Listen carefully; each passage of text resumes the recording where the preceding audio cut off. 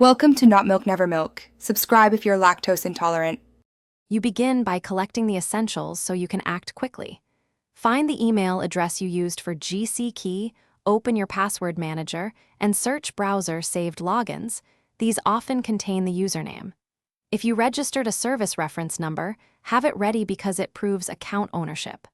Once done, keep your phone nearby for verification codes, and make sure you use the same device where you normally sign in. This reduces extra identity checks and speeds recovery.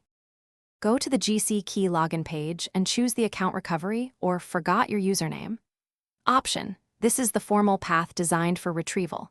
Enter the email you collected, then follow the emailed link and answer security questions or input verification codes. This confirms identity. If nothing appears, check spam and any alternate email addresses. Once you verify, the site often displays or emails the username. Make note of it. And confirm, you can access the linked service immediately. After recovery, sign in with the retrieved username and reset your password right away. Then update recovery email and phone settings so future issues are easier.